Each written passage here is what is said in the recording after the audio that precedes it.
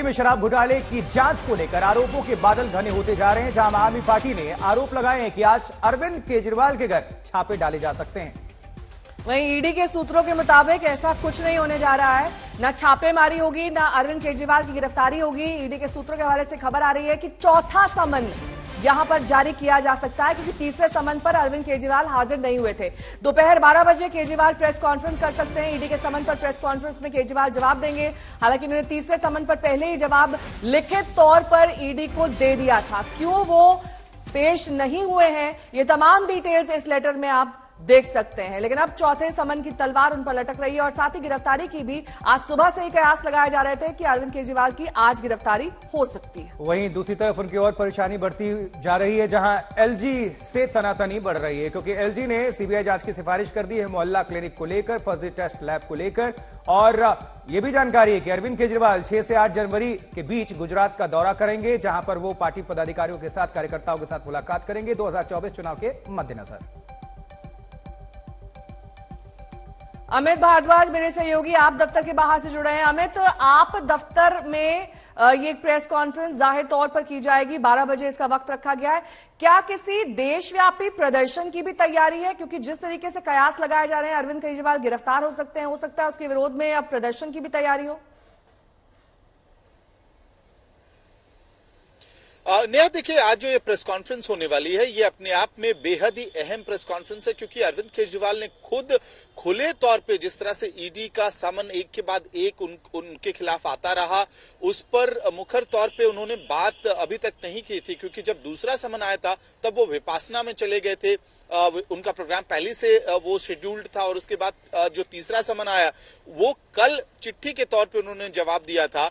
तो आज पहली दफे 3 समन के बाद और जब चौथे समन की का खतरा इस वक्त मंडरा रहा है अरविंद केजरीवाल पर, आम आदमी पार्टी के मुखिया पर, तब वो प्रेस कॉन्फ्रेंस करेंगे और खुलकर जो ईडी की इन्वेस्टिगेशन चल रही है, जिस तरह से उन्हें समन्स एक के बाद एक इशू किया जा रहा है और वो क्यों इन समन्स को स्किप कर रहे हैं, इस पे खुद आम आदमी पार्टी के मुखिया और दिल्ली के मुख्यमंत्री अरविंद केजरीवाल बात करेंगे। तो उस लिहाज से बेहद ही अहम है, क्योंकि हमने देखा है कि उनका बचाव करते हुए आम आदमी पार्टी के तमाम जो बड़े नेता हैं, दिल्ली सरकार के मंत्री हैं, वो लगातार बात कर रहे हैं। और कल देर रात ये दावा किया गया था आम आदमी पार्टी के बड़े नेताओं द्वारा कि आज अरविंद केजरीवाल के घर पर रेड पड़ सकती है ईडी की और उनकी गिरफ्तारी भी हो सकती है। तो ऐसे में 12 बजे जब खुद अरविंद केजरीवाल प्रेस कॉन्फ्रेंस करेंगे तो वो 3 सवालों के जवाब देते हुए आपको स्पष्ट रूप से दिखाई देंगे। एक तो ईडी का जो इन्वेस्टिगेशन है उसके बारे में उनके लीगल क्वेश्चंस क्या हैं, ऑब्जेक्शंस क्या हैं।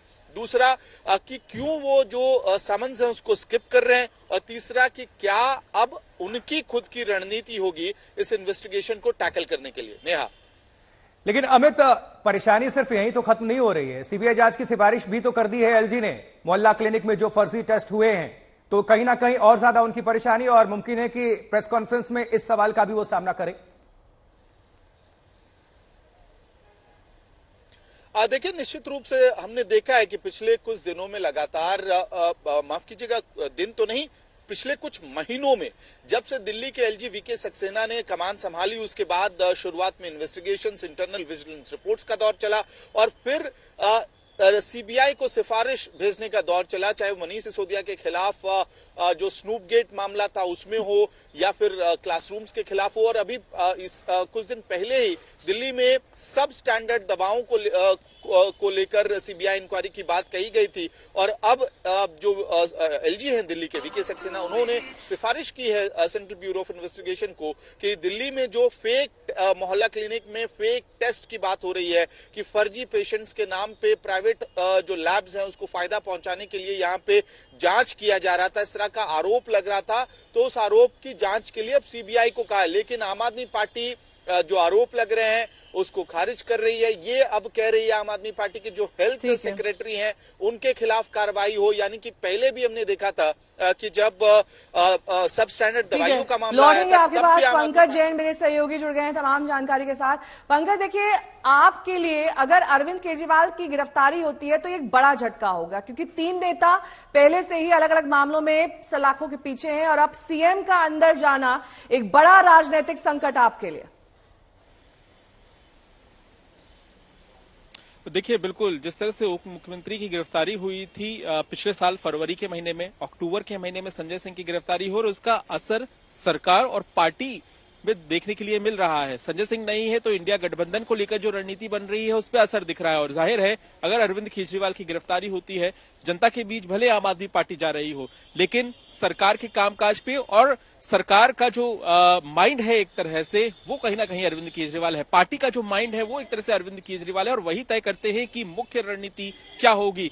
आम आदमी पार्टी की चिंता जरूर बढ़ गई है। एक तरफ सरकार के खिलाफ लगातार जांच की सिफारिश हो रही है और अलग अलग जांच में उन्हें शामिल होना पड़ेगा, और एक तरफ ईडी का समन। तो देखना ये होगा कि क्या कुछ रणनीति में बदलाव आम आदमी पार्टी करती है, क्योंकि सिर्फ कोर्ट जाने से तो अब कोई हल नहीं निकलने वाला है। लेकिन इस बीच जो जानकारी मिल रही है कि 12 बजे दिल्ली के मुख्यमंत्री अरविंद केजरीवाल प्रेस कॉन्फ्रेंस करेंगे। हालांकि ये प्रेस कॉन्फ्रेंस डिजिटल माध्यम से होगी, ऑनलाइन ये प्रेस कॉन्फ्रेंस होगी, जहां पे अरविंद केजरीवाल ईडी समन को लेकर पहली बार सामने आएंगे, अपनी बात रखेंगे। ये भी देखना होगा कि जो तमाम बातें उन्होंने ईडी को कही है, क्या उसके इतर कोई बात अरविंद केजरीवाल कहेंगे? क्या यहाँ पर बीजेपी और केंद्र सरकार पर वो कोई निशाना साधते हुए नजर आएंगे? क्योंकि हमने ये देखा था नेहा, पिछले दिनों जब राष्ट्रीय परिषद की बैठक आम आदमी पार्टी की हुई थी, उसमें 300 से ज्यादा सदस्य जुड़े थे ऑनलाइन।